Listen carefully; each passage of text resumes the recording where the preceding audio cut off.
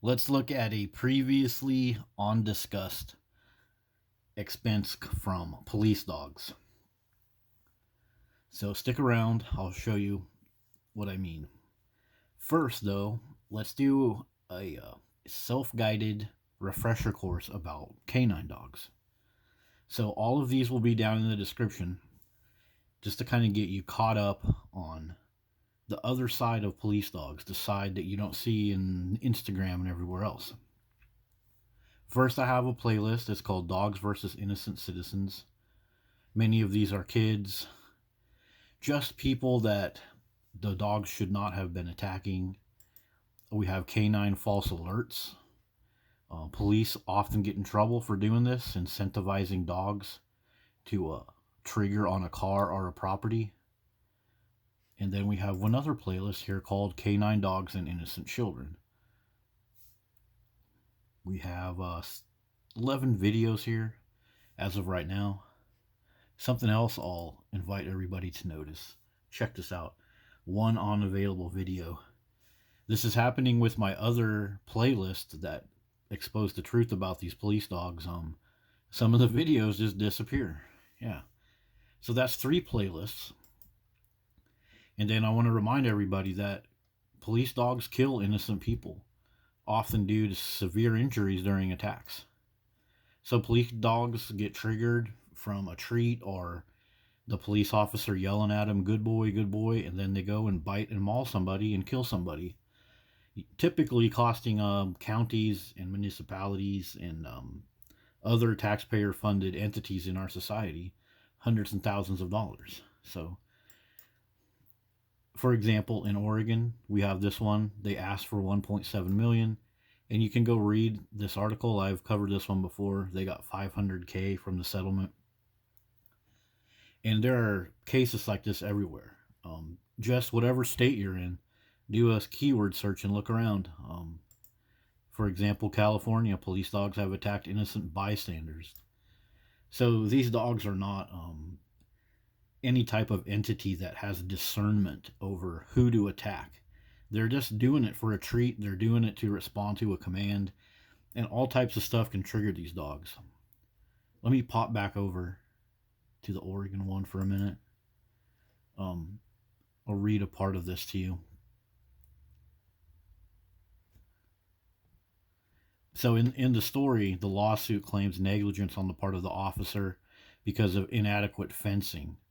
So the dog wanted to attack these people, and the fence was what would have stopped the police dog from attacking innocent people. Do you see? The police dog does not have the mentality or the discernment. It was the fence not being there that made the dog attack people. So it really shows you that these dogs, they don't have the brain of a human. They don't have a prefrontal lobe. They're just responding to stimuli, which is very dangerous. And another source to get yourself educated on this is the Marshall Project. We're over here at their website. They do a lot of research and they share a lot of people's stories. There was a particularly crazy one in Oregon that I'll put in the description. But let me show you this one right here called The Rise and Fall of the Celebrity Police Dog. So this is a Instagram dog. And, they say that he's cute and derpy, and as you can see, they did all types of little posts like this.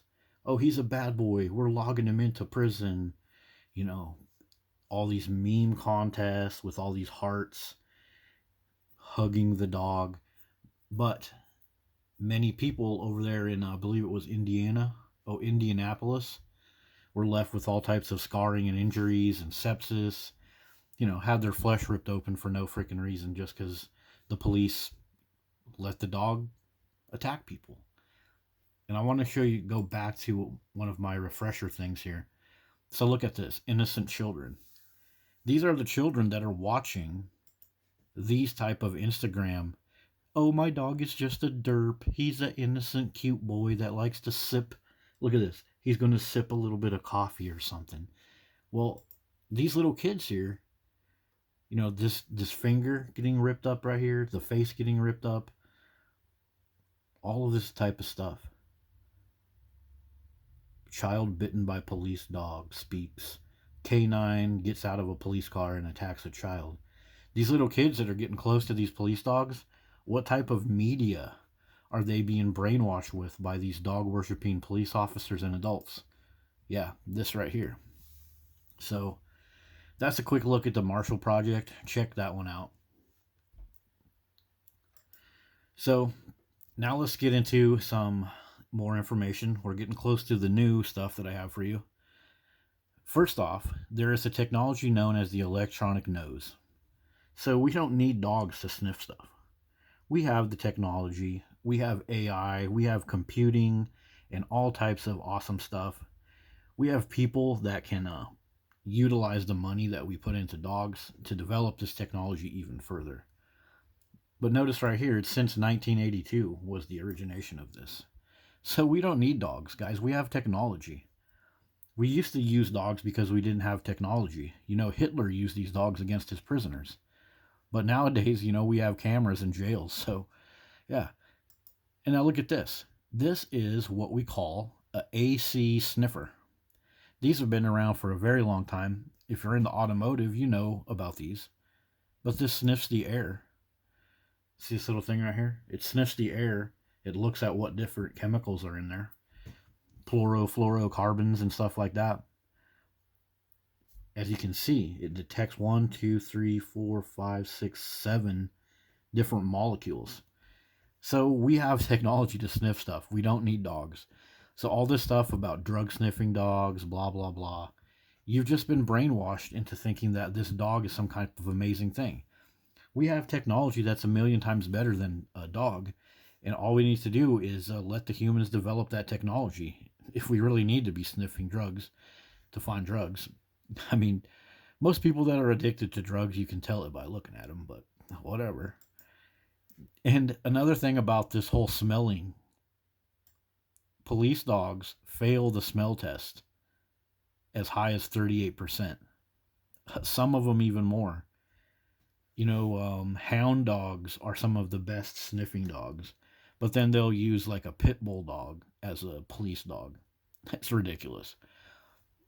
Yeah. And so, police dogs are paid for by your taxes. So you're paying for this. You're paying for this ridiculous thing when all you need is like a thermal camera and one of those sniffing devices, and you can do everything that a dog can do. And you don't have to have police dog attacks. You don't have to have retired police dogs. You don't have to have police dogs that get shot and killed or hit by cars. Yeah. So let's look at some of these costs that you're paying for.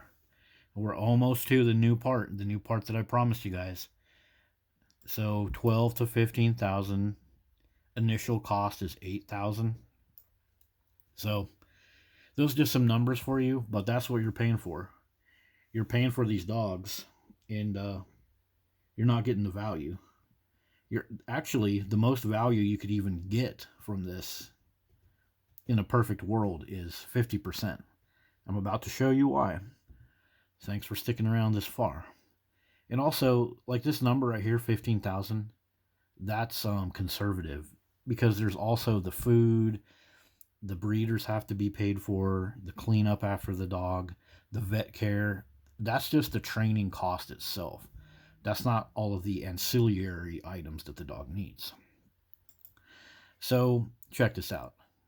Half of dogs enrolled in police dog training do not pass. That's what I was telling you. You're paying for all these dogs, and they don't pass. Check this out. The dogs have nerves, medical issues, lack of specific traits needed for police work. Wouldn't you need to have discernment and judgment and forethought to be a police officer? Nope. They want police officers that just follow orders and bite whoever they frickin' tell them. Yeah, that's pretty messed up, people. Dogs are torturing our citizens. Police dogs are torturing our citizens, and we are paying for it. Next up. So, police dogs, they use rewards during training. So why is that important? Because the dog wants a reward. If the dog sniffs something or bites somebody, what do the cops do? They say good boy and they throw a treat down the dog's mouth. So dogs want to bite stuff. They want to smell stuff. And officers, often in these videos back here, the false alerts, if you watch these videos, you'll see the officer do something like this with his hand. So they're signaling the dog that a treat is about to be pulled out of a pocket. And so the dog will just alert on anything. You know, you could have hit a bug on your car and the dog will smell that and it will alert, get a treat, and then the cop will search your car.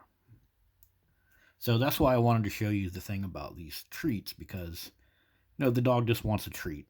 It doesn't have discernment, judgment. The dog does not have experience as a police officer with problem solving or anything. The freaking creature just wants to get a treat. So we're paying millions of dollars to train police dogs. They fall out of training after several months. What happens to them then? Well, we continue to pay for them.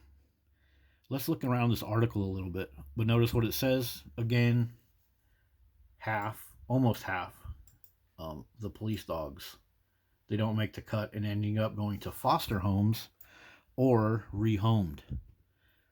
Yep, that's the continued taxpayer burden of these dogs. Half of them go into training.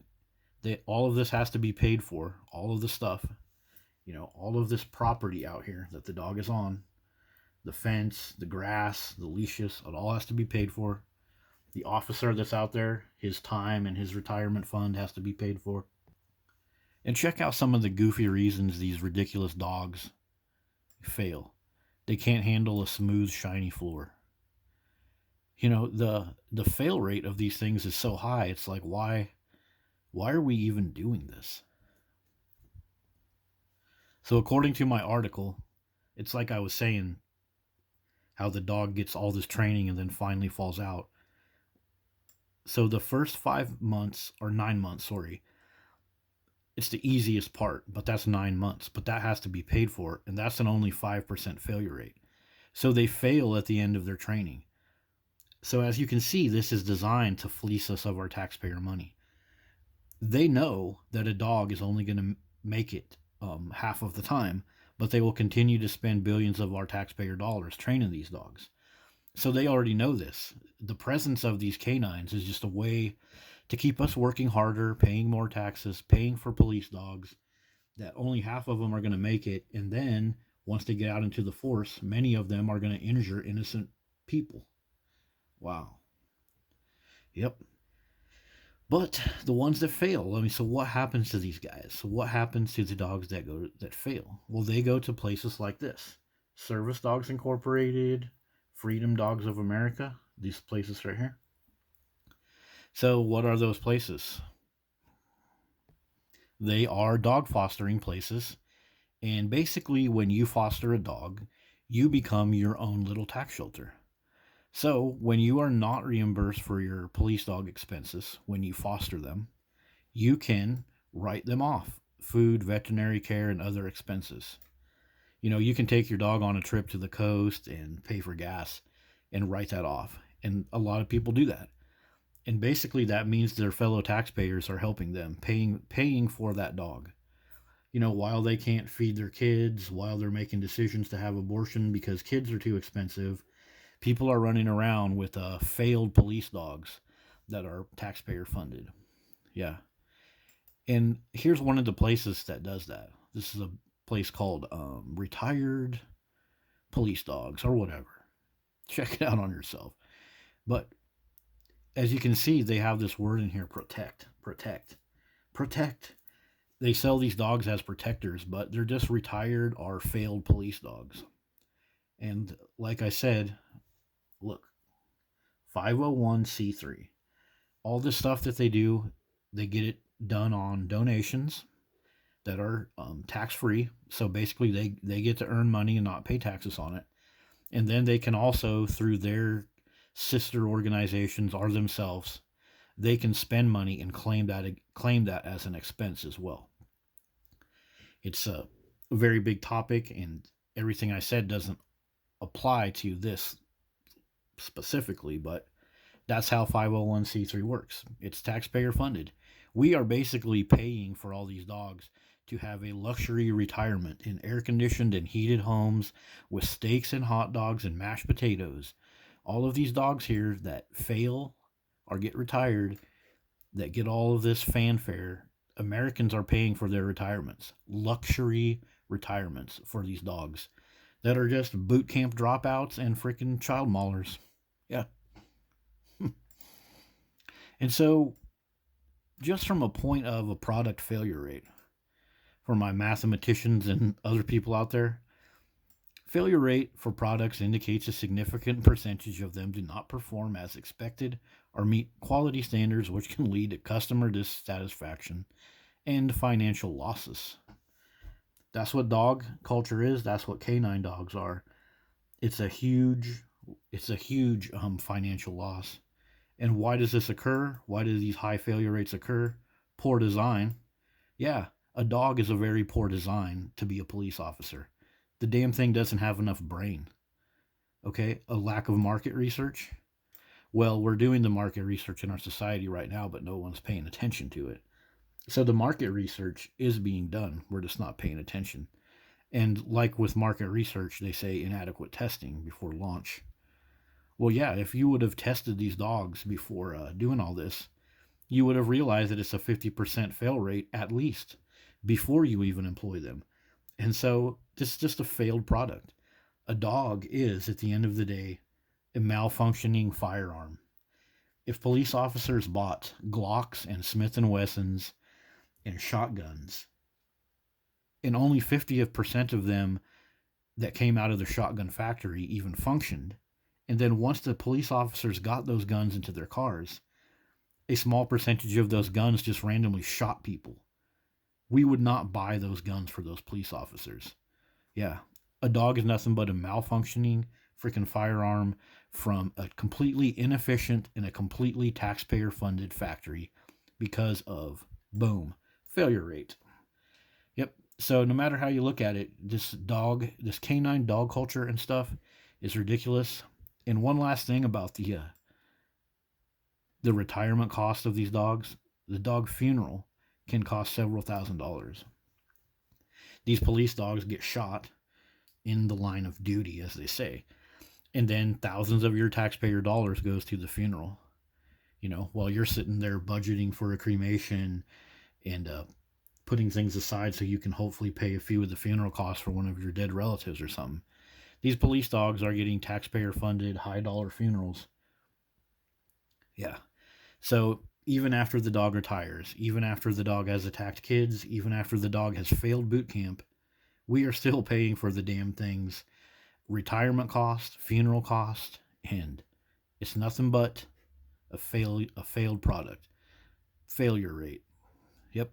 Any other product out there that failed like this, that cost this much, we would throw the thing away. So there you go. That's the other thing about dog culture that no one's talked about on this channel so far. So see you guys in the next one.